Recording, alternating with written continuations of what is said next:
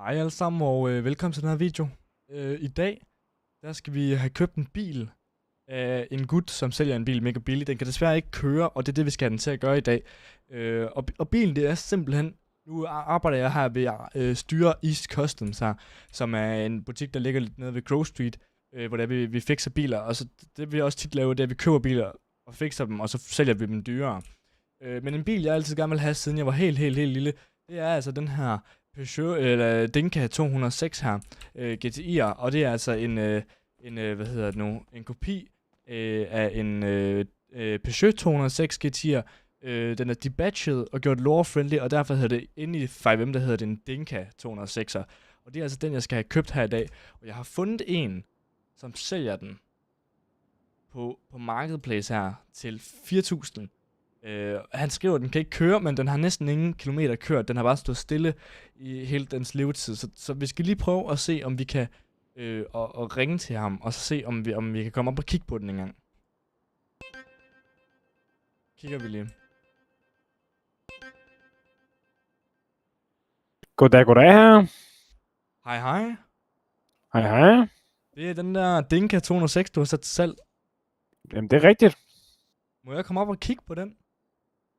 Ja, selvfølgelig. Men hvornår har du tid? Jamen, hvad med nu her? Hvad er nu faktisk? Nu? Jamen, så kan vi godt sige det. Det er i orden, så siger vi det. Så siger vi det. Hej. Fedt.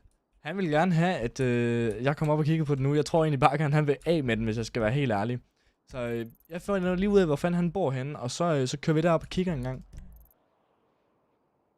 Jeg har nu fundet ud af, hvor han bor henne, og han bor simpelthen heroppe i Mirror Park på 576. Så lad os prøve at se, om vi kan køre derop en gang, og se, om vi kan kigge på hans bil en gang. Og til det, der tager vi simpelthen min Cyber her. Den er... Det er faktisk næsten en man til bil. Det er jo, forskellen er bare, at det her det er en image af en BMW'er. Og den vi skal op og kigge på, den Peugeot, men det ligner lidt hinanden i 5M-versionen, lore-friendly. Så er vi som småt ved at være her. Det er altså rimelig fint kvarter heroppe i Mirror Park, så jeg tror altså ham her, han har nogle moniers måske.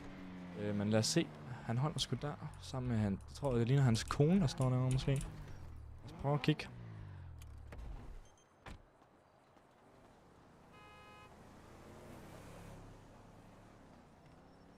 Hej. Goddag. Hej. Er det Tangen? Ja, det er mig. Værsgo, komme ind. Tak. Det er altså en fin en, det der. Det er det altså. Det er det bilen for helvede. Ja. Den ser fed ud. Må jeg prøve at starte den op lige en gang? Selvfølgelig. Du må gøre alt, hvad du har lyst til. Tak. Nu prøver vi lige at se, om vi kan starte den op her en gang. Sidst jeg prøvede, den kunne ikke starte. Jeg kan godt høre, der er i hvert fald lidt en helt galt her. Ja. Altså, det kunne jo være en smart lille en at prøve at se, om man kunne bygge op igen jo.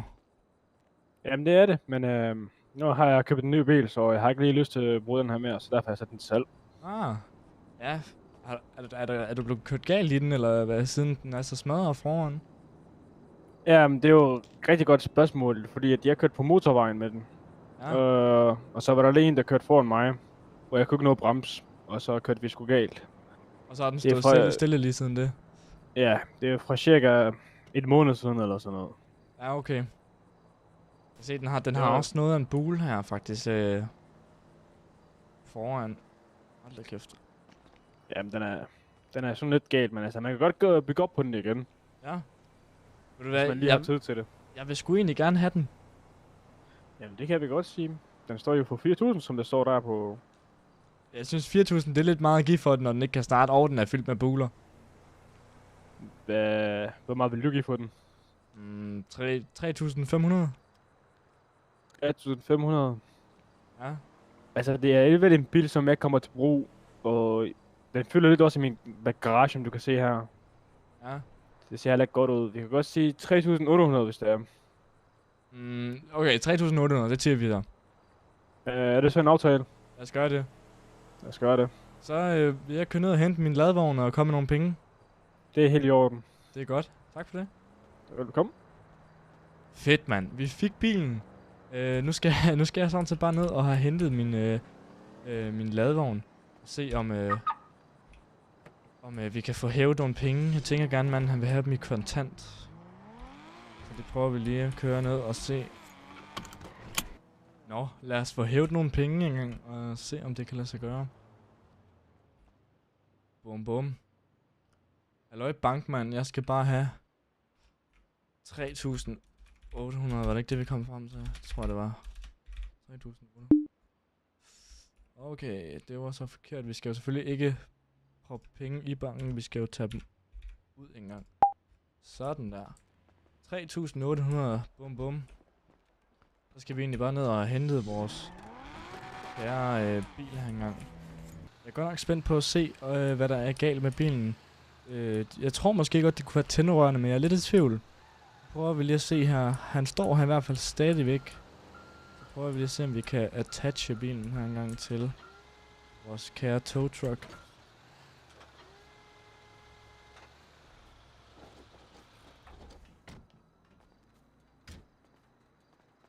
Så løste det sig. Ja, Det var 3.800, vi snakkede om. det var rigtigt. Det får du lige her. Tusind tak for det. Jamen ja, det er mig, der tanker. Og jeg har lagt nøglerne ind i bilen, så... Ja, du får også nøglerne ind i bilen, hvis du leder efter dem. Super. Mange tak, så vil jeg sige tak for handlen. Selv tak. Så må du have en god dag. Tak godt lige måde. Tak, tak. Så fik vi sgu bilen, og så er det egentlig bare at få den kørt tilbage på værkstedet. Så er vi som småt ved at være tilbage på værkstedet med en lille Dinka 206 GTI'er her. Og vi prøver lige at lave en lille ulovlig uvending her. Og se om vi på nogen mulige måder kan få bakket det her ind på værkstedet.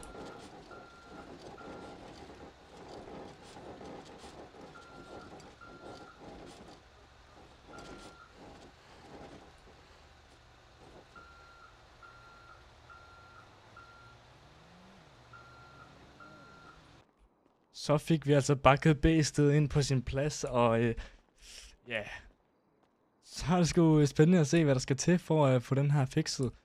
Og jeg tænker, vi starter sgu lige med at få noget info på den her. Han har sgu ret i, den har sgu ikke kørt særlig mange kilometer. 23 kilometer, det er jo nærmest ingenting. Det er jo en sprit ny bil, det her. Det er jo vanvittigt egentlig. At den så ikke kan starte, det er spændende at se hvorfor. Vi prøver lige at crank hende op igen her. Se om der er noget. Der er ingenting. Ingenting. Absolut ingenting. Lad os lige prøve at køre hende op på en Jagger her engang. Så se. Prøv lige at jack hende op her engang.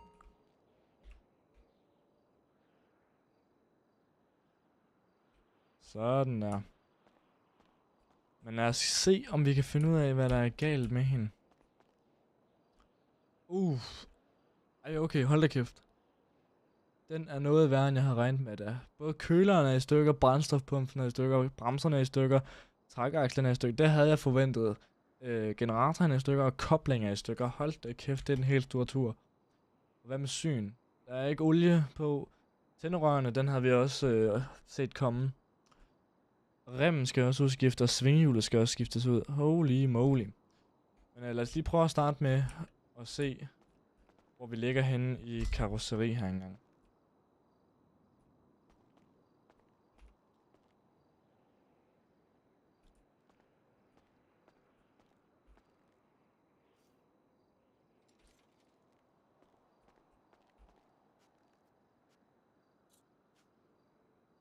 Skulle vi meget gerne have fået en damage report her.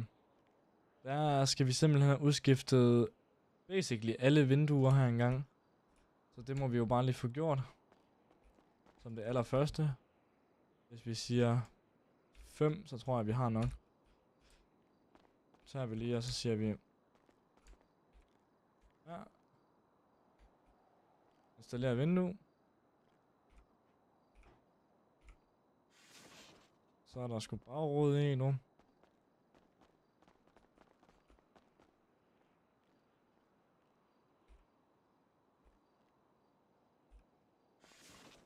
Så er der frontrude i.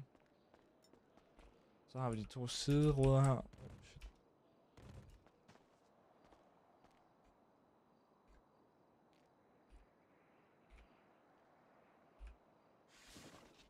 Og den sidste her.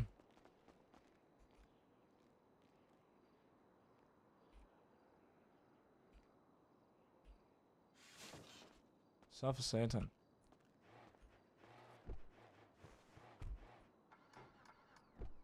Så er det jo bare lige at prøve at se. Vi skal basically bare have en af hver, tror jeg, for at få det her lort til at køre. Vi skal i hvert fald have en køler. Lige smide alt det her herop.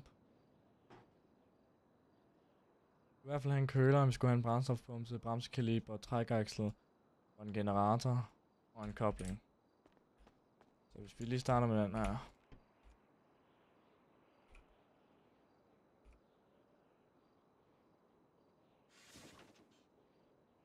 Så tager vi brændstofpumpen her en gang. Bremsekalibrene.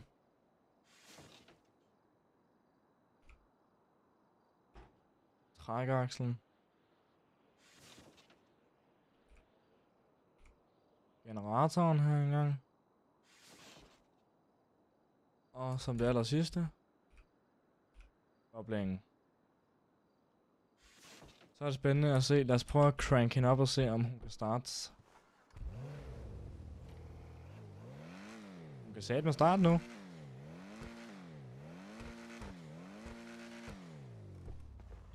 Fandme i orden, så er det bare at se. Det er olie, vi skal have skiftet. Tændrør, rem og svinghjul. Så lad os prøve det en gang. Øj. Ja.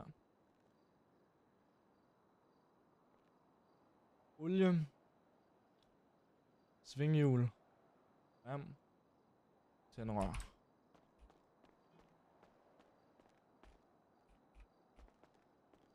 Nu er motoren lige for varm, fordi vi lige har startet den op. 55 grader. Au. Det har vi ikke lyst til at røre med. Så, men vi kan nok tage hende ned for dundkraften. Nu tænker jeg. Sådan der. Hvor varm er hun nu? Det skal være omkring 30 grader, før vi kan begynde. 49.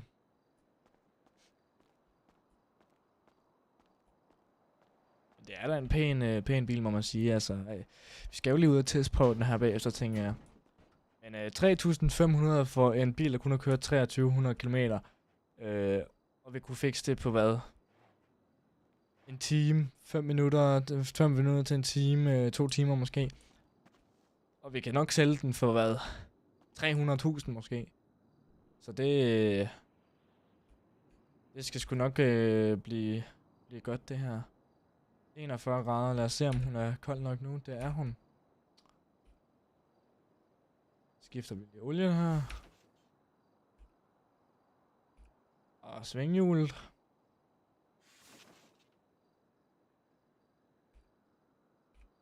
Rem. Og tændrøret. Så er det bare at tjekke. Det kan justere del. Alt fungerer her. Tjek syn. Alt er overholdt. Øj, vi har benzinfilteret, der er ikke overholdt. Benzinfilter. Benzinfilter. Bremsevæske. Benzinfilter. Benzinfilter. Hvad fanden? Der, benzinfilteret her.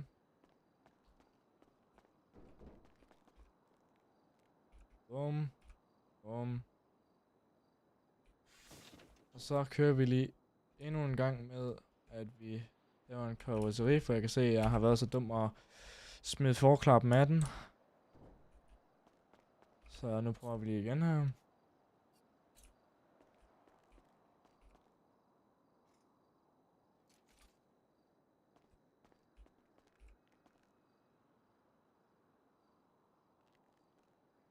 Skulle vi gerne have fået en report her. Og det er hooden, vi mangler. Afbryd.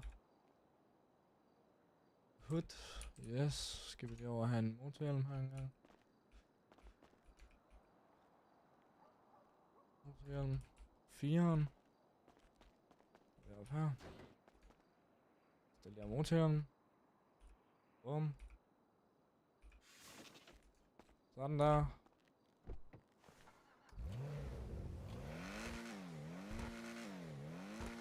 Så hun skulle godt som kørende igen her.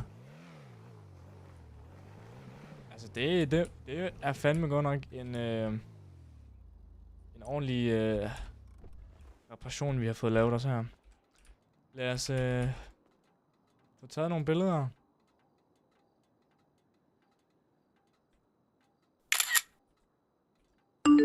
Det hænger væk her engang.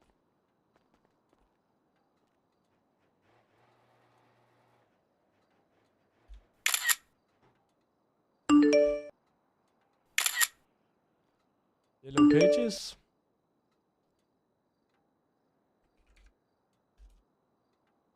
Nyrenoveret. Nyrenoveret. Denka 206 GTI'er. Kun 23.000 kilometer. Kører som ny. Og vi siger 450.000 til en start. Bum. Og så en pendlermand-bil. Tak fordi I gad at se med i den her video her. Jeg håber I synes den var fed. Og jeg håber I kom ind på Supervisor RP og spille lidt. Det her var egentlig en demonstrationsvideo for at vise jer hvordan vores mekanikerjob fungerer. Og for at vise hvordan RP'en herinde kunne fungere. Jeg håber I synes om videoen. I må have det indtil.